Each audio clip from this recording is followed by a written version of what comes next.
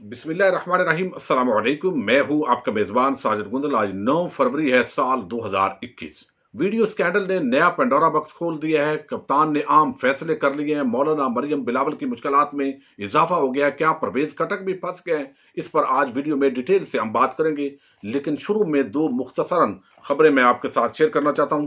एक खबर का ताल्लुक पीटीआई के खिलाफ फॉरेन फंडिंग केस से है। अकबर एस बाबर ने स्क्रूटनी कमेटी के अंदर एक दरखास्त दी हुई थी, उसका आज आम फैसला हुआ है। दरखास्त ये थी कि स्क्रूटनी कमेटी पीटीआई के जितने भी ममनुआ फंडिंग से रिलेटेड जो अकाउंट्स हैं पार्टी के, उनकी तमाम तर तफसीलात उनको फराम की जाए। तो आज इस स्क्रूटनी कमेटी को ऑलरेडी दोनों फरीकैन ने दलाइल दिए थे वकला ने, लेकिन फैसला पीटीआई के हक में आया है और बताया गया है कि जो भी सबूत होंगे वो आप यहां पर जब समात के दौरान बैठते हैं आप सब कुछ मुलायदा कर सकते हैं। लेकिन चूंकि ये असास मामलात है, इसलिए इसकी कॉपी आपको ऑफिशियल फराम नहीं की जा सकती। तो अकबर एस बाबर जो है, जिनको इस्तेमाल किया जा रहा है पीटीआई के खिलाफ, उनकी दरखास्त को आज स्क्रूटनी कमेटी ने जो इलेक्शन कमीशन की है उसने मुस्तरद कर दिया है। दूसरी बड़ी खबर यह है कि वफाकी मुलाजमीन ने कल धरना देने का फैसला किया है। उनकी डिमांड यह है कि हमारी जो तनख्वाहें हैं,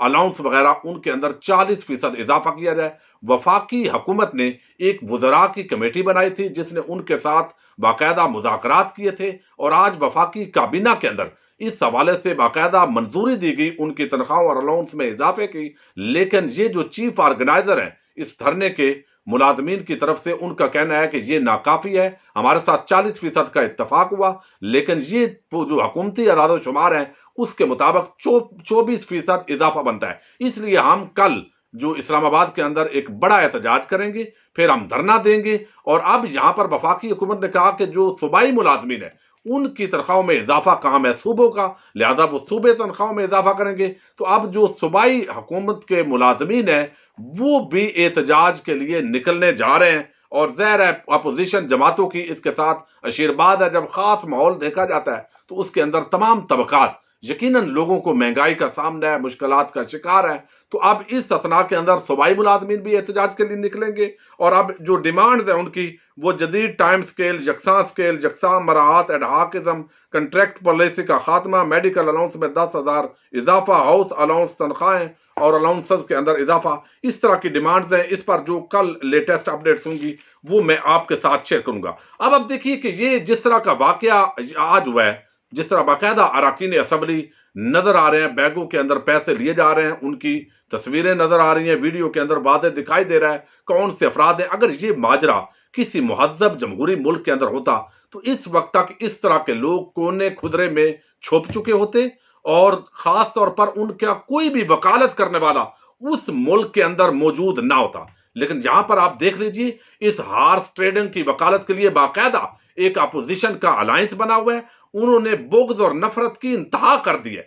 कोई उनका असूल नहीं है, कोई जमीर नहीं है, कोई जमहूरी रवायात नहीं है, लेकिन सिर्फ एक ही उनका काम है और वो है इमरान खान का बुग़्ज़ और नफरत। उस नफरत में किसी भी हद तक वो जा सकते हैं। एक तरफ वजीफाखोर सहाफियों की उनको हमायत हासिल है और इस पूरे मामले के अंदर जो वजीफाखोर सहाफियों की मुनाफकत है, ये मैं कल आपको किसी वीडियो के अंदर इसकी डिटेल दूंगा और आप हैरान होंगे कि इस मामले के अंदर इतनी वीडियोस देखने के बाद उनको जाली साबित करने की कोशिशें, उसको साजिशी थ्योरी बनाने के लिए वो क्या पापड़ बेल रहे हैं। इसमें पूरा तबका मलामतिया के मैं कुछ चीजें आपके साथ शेयर करूंगा। लेकिन अब ये अगर वाकया होता तो फिर लोग छुप चुके होते। लेकिन पाकिस्तान है, यहां जमहूरियत है, यहां बाकायदा इलेक्शन होते हैं और ये वो जमहूरियत है जिसको हमारे सियासतदान कहते हैं, वो हमेशा आनी चाहिए। लेकिन आवाम के लिए ये जमहूरियत नहीं, ये मजबूरियत है। लेकिन वो छुप नहीं रहे। कोई शर्म होती है, कोई हया होती है, वो यहां नहीं होती। यहां पर पीडीएम की बाकायदा एक इत्तेहाद है जो हार्स ट्रेडिंग की वकालत कर रहा है, उसके वो समझे कि दलालत कर रहा है। दलालत तो लफ्ज और बन जाता है, लेकिन मैं दलाल कहना नहीं चाहता। अब बाकायदा उस इत्तेहाद का सरबराह भी एक ऐसा शख्स है जो मजहब के लिबादे के अंदर है, जो लोगों को निजाम मुस्तफा की बात करता है। लेकिन इस वक्त तमाम चोरों, डाकुओं, रस्सागीरों, भत्ताखोरों और उन लोगों को जो खरीदो फरोख्त के माहिर हैं, उनकी वकालत वो शख्स कर रहा है। और अब तक जो है वो इस तरह की बात, कप्तान ने जो फैसले करने थे वो मैं समझता हूं पाकिस्तान की 73 साल तारीख के अंदर इस तरह के फैसले नहीं हुए। एक शख्स जिसका नाम इस्तेमाल हुआ और सुल्तान मोहम्मद खान जो वजीर कानून है खैबर पख्तूनख्वा का, उसको जिम्मेदारी से हटा दिया है, उसने इस्तीफा दे दिया है। लेकिन याद रखें, जब ये बिका था, ये बंदा उस वक्त पीटीआई में नहीं था, बल्कि ये और जमात कौमी वतन पार्टी का हिस्सा था, और इसके सबूत उस वक्त ज़ाहिर है कप्तान के पास या पीटीआई के पास नहीं थे। अपने लोगों को निकाला। अब एक जो एमपीए है, एमपीए उसका नाम है उबैदुल्ला मायार, और ये जो है इसका कहना ये है कि मैं चूंकि अब बदनाम हो गया हूं, तो वो कहते हैं बदनाम के साथ साथ मैं और लोगों को भी बदनाम कर दूं। तो अब उसने परवेज खटक का नाम लिया है। वो कहता है कि परवेज खटक ने हमें हदायत दी थी कि आप पैसे ले ले, और ये पैसे जो है वो पीटीआई के लोगों की तरफ से दिए जा रहे थे, क्योंकि पीटीआई के सेनेटर जो है वो भी लोगों को खरीद रहे थे। तो इस असना के अंदर ये स्पीकर हाउस के अंदर पैसे दिए गए और कहा गया, आप इसको रिश्वत कहें जो भी कहें, वो शख्स कहता है कहा गया कि चूंकि 2 महीने के बाद इलेक्शन आ रहे हैं तो आप इलेक्शन के अंदर अपने हल्के में खर्च करें और अगला आपको टिकट मिलेगा और आप एमपीए बन जाएंगे, इसलिए दिए गया। लेकिन वादे तौर पर यह शख्स झूठा दिखाई दे रहा है। बादी नजर के अंदर देखें, अल्लाह और अल्लाह का वो बेहतर जानता है, अल्लाह ताला। लेकिन यहां पर ऐसे नजर आता है कि ये परवेज खटक के बारे में वैसे ही कह रहा है, लेकिन ये बंदा झूठा है। दूसरी तरफ जो है एक और शख्स है जिसने बाकायदा कुरान उठाया और दाढ़ी भी रखी हुई है उस शख्स ने, केपीके से। उसने कुरान उठाया था उस दौरान जब लोगों को निकाला गया, लेकिन वो कहता था कि मैं कुरान उठाकर कह रहा हूं कि मैंने 4 करोड़ नहीं लिए। भाई आपने 3 करोड़ 80 लाख लिए होंगे, 90 लाख लिए होंगे, और मैंने वोट अपनी हुकूमत के कहने पर दिया, लेकिन नहीं दिए। वो भी बाकायदा उसकी वीडियोज नजर आ गई हैं और वो भी रंगे हाथों पकड़ा गया है। सरदार अदरीस उसका नाम है, एमपीए। तो ये इतनी डुटाई है। और दूसरी तरफ आज हैदराबाद जलसे के अंदर बाकायदा उन्हीं चोरों डाकुओं की वकालत कर रहा है फजलो रहमान। अब यहां पर यह माजरा हुआ, कप्तान ने जबरदस्त काम किया, सबको हटा दिया।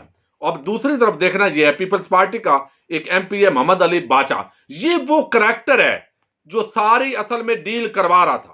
चूंकि पीपल्स पार्टी का ये एमपीए था, उस वहां पर 5 नशिस्तें थी और 1 सेनेटर मुंतखब करवाने की बजाय ये कहता है कि पार्टी ने मुझे 1 सेनेटर मुंतखब करने का कहा, लेकिन मैंने 2 बनवा लिए। अल्हम्दुलिल्लाह, ये हमारे ऊपर बड़ा करम हुआ। वो ये बात कर रहा है। अब वो कहता है कि पार्टी ने मुझे बाद में शाबाश भी दी और ये मैंने अपना टास्क बड़ा जबरदस्त तरीके से मुकम्मल किया।